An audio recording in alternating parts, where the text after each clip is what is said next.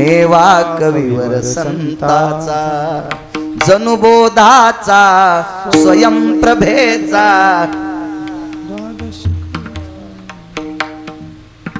वा वा वा वा. पाठी सगळ्यांना आरती. विठाला विठाला विठाला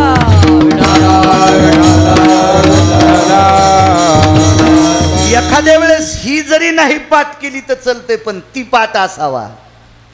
ती भागवताची ओरिजिनल आरती, पण बऱ्यापैकी ती लोकांना पाठ नाही घेत नाहीत. विठाला विठाला विठाला.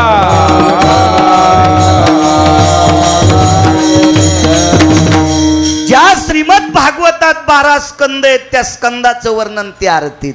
विठ्ठल स्कंदवदे 12 नवमहा संपविला सारा, नारद कथा साधू श्रवणी, परीक्षिती लवला सुखचरणी. क्या बात आहे. वा वा.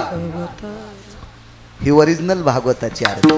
Original original original. काय होतं माहितीये का, माझं मत आहे भुसकट सांभाळा, पण त्याच्यात जेवारी असली तर सांभाळा.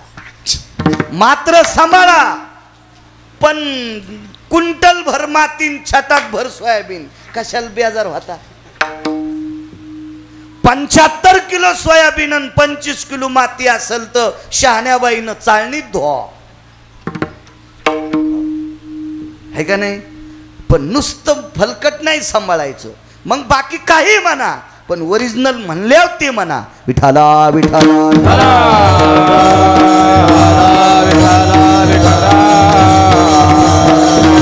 श्रीमद भागवतातला दशमस्कंद हा विटेवरच्या मालकाचा प्राण आहे.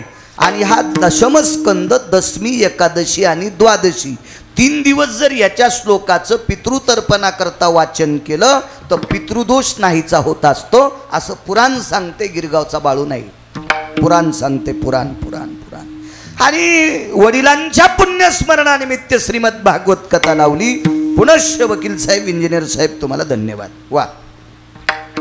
मला तुमच्या वतीने, यजमानांच्या वतीने सुमित संपर्क करत होता. सारखा सारखा फोन करायचा, 4-8 दिवसाला तो तारखेची आठवण करून द्यायचा. मी त्याला म्हणायचं, मी 20 वर्षात आत्तापर्यंत कोणाची तारीख टाळली नाही. मोबाईलच का लहान वापरतात, तुम्हाला पत्रिकात टाकता येत नाही. म्हणलं तुला गरज काय, मी तारीखच सोडित नाही ना, तू का ताण घे. तू मला नाही पत्रिका आली तरी मी तिथं हजर होतो, तू काय काळजी करू नकोस म्हणलं सुमित. त्यानं तारीख घेतली, त्यालाही धन्यवाद.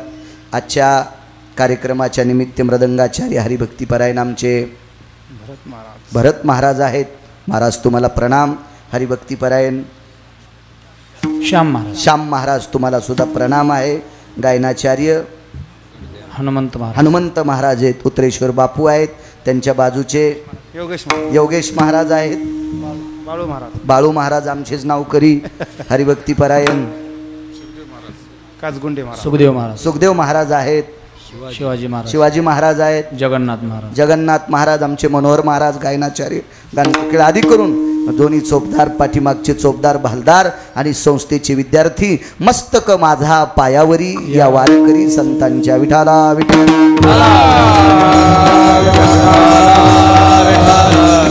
जनार्दनांच्या चरणी साष्टांग प्रणिपात करतो. या पवित्र अधिष्ठानाच्या चरणी, मारुतीरायांच्या चरणी नाक घासून दंडवत करतो. या प्रांतातल्या देवतेंना, यतियोगी तपी सिद्धांना प्रणाम करतो. आणि माझ्या अभंगावर येतो नवल केवडे केवडे. काय नवल आहे देवाच्या जीवनातलं. किती नवल, किती नवल, किती नवल. 7व्या अवतारामध्ये भावाला उठण्यासाठी रडू लागला. मांडीवर कोणाचं डोकं होतं माहिती? शक्ती लागल्यावर लक्ष्मणाचं. लक्ष्मण कोण? पंढरपुरातल्या मालकाचे सख्खे भाऊ. सख्खे भाऊ, सख्खे भाऊ. एक जण म्हणला, महाराज ते सख्खे तस काय म्हणता? सावतारा. सुंबळ्या आहेस का काय म्हणलं तू? सुंबळ्या आहेस तू? सुंबळ्या आहेस? सखा भाऊ कोणाला म्हणत असते, सावतर भाऊ कोणाला म्हणत असते माहितीये का? एका माईच्या पोटी जरी झाले तरी सावतर होऊ शकते. कोण नालायक सांगू? केळीचं ढेलं याला घेतलं आणि बर्डाचं ढेलं त्याला दिलं. बंगला याला घेतला आणि पत्राचं घर त्याला दिलं. हे एका माईच्या पोटी जन्माला आले तरी हे भंगिरे सावतर आहेत. तरी हे भंगिरे सावतर आहेत. हे 2 आईचे 2 होते. 2 आईचे 2 होते, पण सख्खे का म्हणतात महाराज? 19 लोक आले त्याला, भैडीजा घरी गेल्या भांगाऱ्याचं भैडीण्यापेक्षा चांगलं दळीजा पीठ पडतंय. वाळू दळल्यावर कुठं पीठ पडत असतंय का? हे सख्खे का म्हणायचं? 2 आईचे 2 होते, पण माईल सांगितलं माय मी प्रभू रामचंद्राच्या सेवेला चाललोय. सख्य आवाज दे दादा, गोडकर चांगलं करीन तुमचं. देव मी नाही, देव चांगलं करीत असतो. मला महच मेळ लाग नाही, थोडं यावं लागायले तर मी काय करू? तो चांगलं माय मी प्रभू रामचंद्राच्या सेवे करता चाललोय. सख्य कोणाला म्हणतात पहा? लखन रामचंद्राच्या सेवे करता चाललास? हो, लक्षात ठेव, वाक्य ध्यानात ठेव, जर तुला रामचंद्रांची सेवा करायची असेल, विठ्ठला विठ्ठला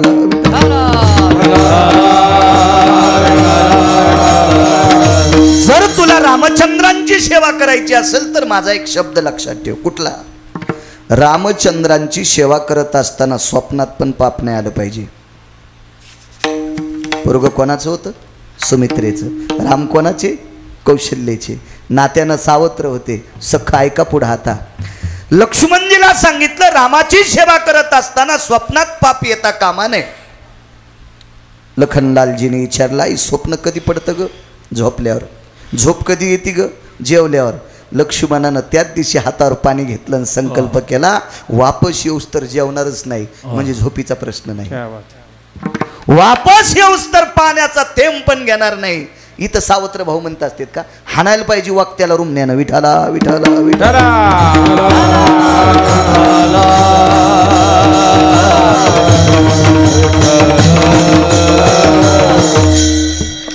34 मुद्द्यापैकी अजून एक मुद्दा सांगतो. एक सांगितला, दुसरा आहे का?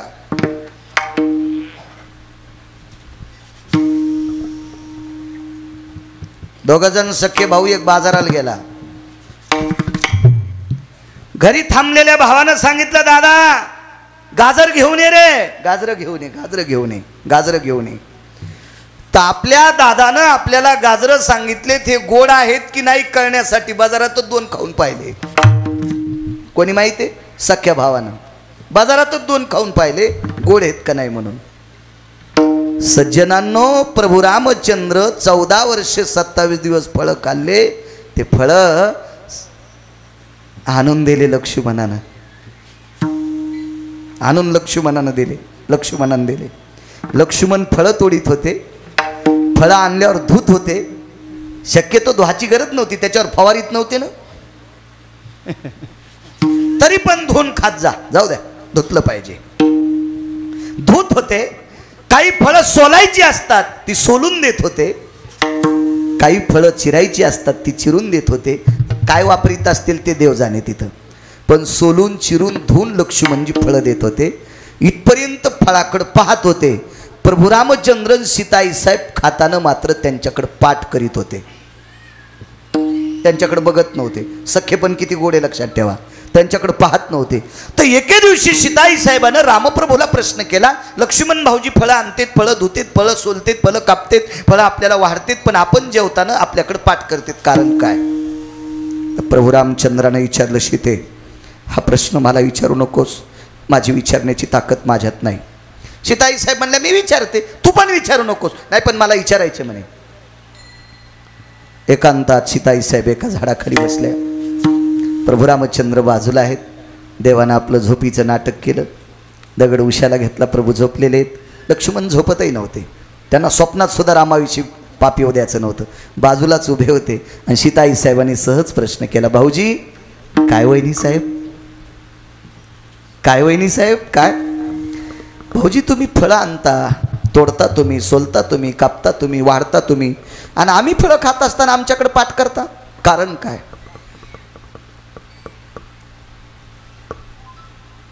लक्ष्मणाच्या डोळ्याच्या कडा ओल्या झाल्या. कडक करा आवाज, कडक बेस कमी करा त्याचा. डोळ्याच्या कडा ओल्या झाल्या. नवल सांगतोय. आणि सीताई साहेबाला सांगितलं, वहिनी साहेब फळं तोडताना खाण्याची वासना होत नाही, फळं धुताना खाण्याची वासना होत नाही, फळं सोलताना खाण्याची वासना होत नाही, तुम्हाला वाढताना खाण्याची वासना होत नाही. पण आदा कदा तुम्ही फळं खाताना जर माझ्या अंतकरणात खाण्याची वासना झाली तर त्या वासनेमुळे तुमचं पोट दुखेल आणि ते पोटही तुमचं दुखू नये याच्याकरता तुम्ही खाताना तुमच्याकडे पाठ करतो. पुराण सांगते सीताई साहेबांनी 3 दिवस फळं नाही खाल्ली, विधेय स्थितीत पडल्या. ज्या साधूचं वाक्य ऐकल्याच्या नंतर जगाची मालकीन विधेय स्थितीत जाती तो भाऊ किती टोकाचा असेल याला सावत्र कसं म्हणता येईल. दात पाडूस तर हाणायला पाहिजे. विठाला विठाला. आणि तितक्या निष्ठावंत भावाचं डोकं मांडीवर घेऊन रडू लागले पंढरपुरातले मालक. पंढरपुरातले मालक तितक्या निष्ठावंत भावाचं मांडीवर डोकं घेतलं आणि रडू लागले. उठवायची पंचायत, कसा उठवावा कसा उठवावा कसा उठवावा कसा उठवावा. शेवटी या महात्म्याला बोलिलं आणि या महात्म्याने पर्वत आणला पर्वत आणला पर्वत आणला. आणि मग ती औषधी टाकली आणि लक्ष्मणजीला उठवलं. नवल नाही नवल. प्रभू रामचंद्रांना नाही उठिलं राजो, उठिलंय त्यानं. हे आपले संत सांगतात हा भाग लय टोकाचा आहे. पुराण सांगते हा भाग लय टोकाचा आहे. एक बाई सांगत होती आमच्या इथली, वल्ल्यानाया गेले मारवती, जिवंत केले उर्मिला पते, जुबाळा जुरेजू. आणि जिवंत केले उर्मिला पते, जुबाळा जुरेजू. हुशार बाई होती ती आमच्या इथली, वारकरी बाई होती न ती. असं काही म्हणत नव्हती. बेल वाया गेले ग बाय बाय, तिकडच घसरून मेले. उलथून नाही जाचीस का तू असं काही बी म्हणल्यावर. वल्ली आणाया गेले मारवती, जिवंत केले उर्मिलापती. येणे गिरी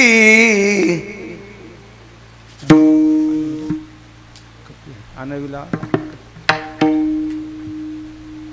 हा पुन्हा पुन्हा म्हणू. विठाला विठाला विठाला.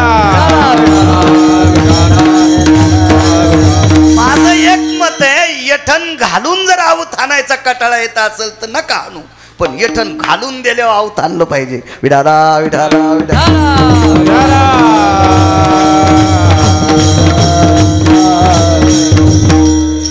फार मोठी ताकद मारुती राहिली. उठिलं नाही उठिता आलं. इतका निष्ठावंत भाऊ, इतका निष्ठावंत भाऊ. पण ज्यांच्याकडे काही दिवस भाकरी खाल्ल्या त्या बाईचं पोरग पाण्यात बुडून मेलं. पाण्यात बुडून ते पोरग मेलं. ते पोरग सामान्य माणसाचं नव्हतं. पृथ्वीवर जितके देश आहे सर्व देशातला शिक्षण महर्षी होता. त्या शिक्षण महर्षीचं नाव होतं महर्षी सांदीपनी. आणि या सांदीपनींच्या धर्मपत्नीनं जाता जाता सांगितलं, कृष्णा काहीच गुरुदक्षिणा नको रे. मग आई साहेब रडता का? तुझ्यात पोरग पाहत होते. मग आता मी गेल्यावर कोणात पाहता? त्याचीच तर पंचायत आहे ना रे. मग भगवंताच्या लक्षात आलं बाई मागत नाही आणि दिल्याशिवाय आता ऐकत नाही. मग मुलगा मेल्याचं दुःख बाई विसरून गेल्या सांदीपनींच्या पत्नी. कोणामुळं? कृष्णात स्वतःचा मुलगा पाहत होत्या. पंढरपुरातल्या मालकात स्वतःचा मुलगा पाहत होत्या. पण आता तू आश्रम सोडून गेल्या मी कोणात बघू? नाईलानं जगाच्या मालकाला गुरुपुत्र उठवावा लागला.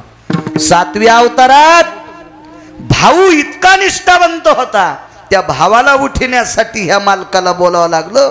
स्वतःला नाही उठीत आलं. आणि 8व्या अवतारात गुरुपुत्र उठीत असताना कोणालाच बलिलं नाही. म्हणून मालक म्हणतात, नवल केवडे केवडे, नवल केवडे केवडे, नवल केवडे केवडे, नवल केवडे केवडे.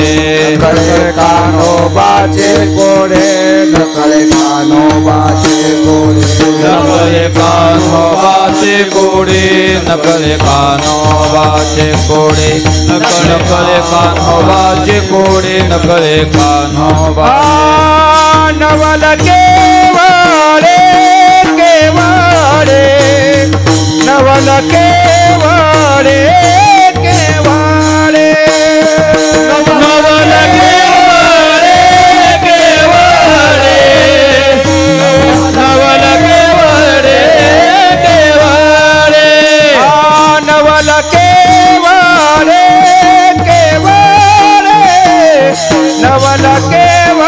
केवळे केवळे नवल केवळे केवळे नवल केवळे केवळे नकळे कानोबाच कोळे नकळे कानोबाच कोळे नकळे कानोबाच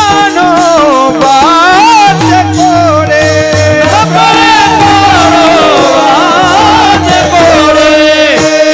नवल केवळे केवळे नवल केवळे केवळे नवल केवळे केवळे नवल केवळे केवळे नवल केवळे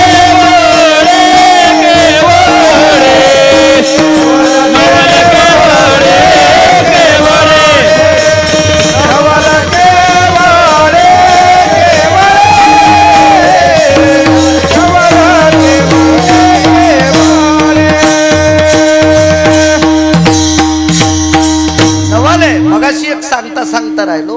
एक जणानं मला वाटतं या 1-2 महिन्यात एके दिवशी बोलून गेलतो की भानुमतीला जगाचा मालक मुलगी म्हणत होता आणि ही बाप म्हणत होती. एक शंका आली त्या माणसं. विद्वान माणूस होता, चांगला माणूस होता, वयस्कर माणूस होता. आणि त्या व्यक्तीने विचारलं, महाराज मला असं वाटतं की देवानं तिला मुलगी का मानावं. त्याचं कारण सांगतोय. मोठी भाऊजाई आई समान आणि मोठ्या भावाला लहाण्याची बायको मुली समान. मोठ्या भावाला लहाण्याची बायको मुली समान आणि लहान्या भावाला मोठ्याची बायको आई समान. सज्जनांनो, हिच्या नवऱ्याच्या नालायकपणामुळं ब्रह्मांडाच्या मालकाला 7व्या अवतारातला जो भाऊ होता तो शेष होता. आणि हा शेष या सुंदर स्त्रीच्या पतीच्या नालायकामुळं शेषाला भोग सृष्टीतला स्वीकारावा लागला. म्हणून जगाच्या मालकाच्या लक्षात होतं, पाताळातून शेष आला तो कवणाचे गेहिरी गाला. हा पुरावा आहे. याच्याकरता जगाच्या मालकानं तिला मुलीच्या तत्वात मानलं होतं. कधी कधी पुराण इचकी जा, गबाळायचं भांगारायचं इच केल्यावर काय भेटते तुम्हाला, पुराण इचकी जा, आपलं बुद्धी प्रज्वलित होत असते. विठाला विठा हे नवलाचं काम आहे. नाही उठू शकले 7व्या अवतारात स्वतंत्र. मालकाची कृपा झाली. पुन्हा एक प्रसंग ऐका. 7व्या अवतारात एक महाराजाला जेवायला बोलिलं. काय पक्वान्न केले असतील जेवायला, तळिल्या वरिल्या एकच पक्वान. काय समर्थाच्या घरचं जेवण, देवाच्या घरचं जेवण म्हणलं काय कमी आहे तिथं. ह्या पक्वान्नाची पक्वान्नच. आता पितृपंधरवाडा आहे, 14 पदार्थ असतात. आपल्या पोरायनं चांगल्या प्रॉपर्ट्या सांभाळावा म्हणून सुनायला सांगतो. जिच्या घरी पक्ष असेल तिनं 14 पदार्थ श्रद्धेनं करी जा. जितका पांडुरंग आपल्याला प्रिय आहे, जितका काशीतला मालक आपल्याला प्रिय आहे, तितकीच पक्ष तिथी पितृतिथी तितकी प्रिय आहे.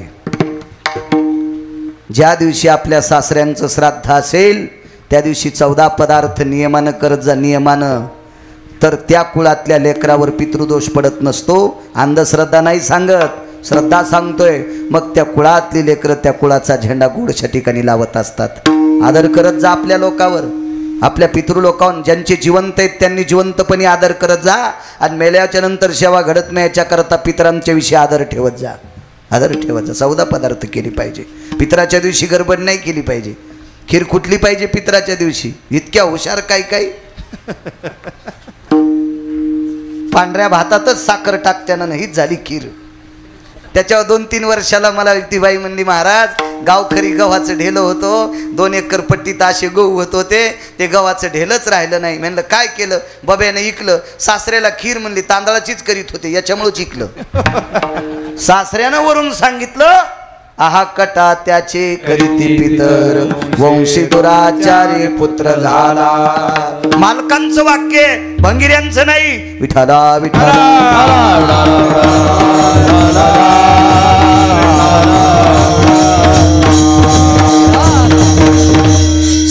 देवाच्या आशीर्वादाची जेवढी शक्ती आहे, संतांच्या आशीर्वादाची जितकी शक्ती आहे, तितकी इंजिनियर साहेब आपल्या पितृंच्या आशीर्वादाची शक्ती आहे. तुका म्हणे पितृ आशीर्वाद देते, तुका म्हणे पितृ आशीर्वाद देते, तुका म्हणे पितृ आशीर्वाद देते, तुका म्हणे पितृ आशीर्वाद देते, तुका म्हणे पितृ आशीर्वाद देते, तुका म्हणे पितृ आशीर्वाद देते, हो तुका म्हणे पितृ आशीर्वाद देते, तुका म्हणे पितृ आशीर्वाद देते,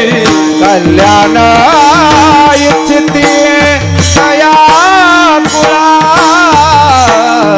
कल्याण इच्छिती दया कुळा, हो तुका म्हणे पितृ आशीर्वाद देते, तुका म्हणे पितृ आशीर्वाद देते, कल्याण इच्छिती दया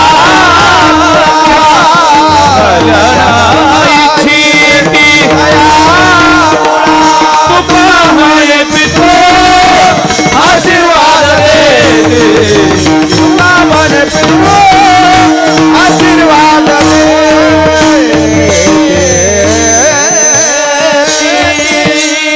प्रभू रामचंद्रांच्या घरी पदार्थ केले. पितृ पंधरवडा म्हणून इकडे आलतो. तुका म्हणे पितृ आशीर्वाद देती, कल्याण इच्छिती तया कुळा, कल्याण विच्छिती तया कुळा. कडव्यावर येतो मी पुन्हा, महाराज जेवायला बोलील ते तिथं येतो मी, पण मला कापसाला गव्हाला पाणी देताना गवत उपटायचा नाद आहे. इकडे येतो ना जर पितृ पंधरवाडा आहे ना, लक्षात असलं पाहिजे. 4-2 पुस्तकं वाचिले भंगिरे म्हणले इथं पित्र घातल्या वरच्याला भेटतेत का भडव्या, तुला या संप्रदायात यायचं नसेल तर येऊ नको, पण याच्यात जन्माला येऊन इथल्याचे वाभाडे काढू नको, नरकाला जाशील सोंबळ्या. विठाला विठाला.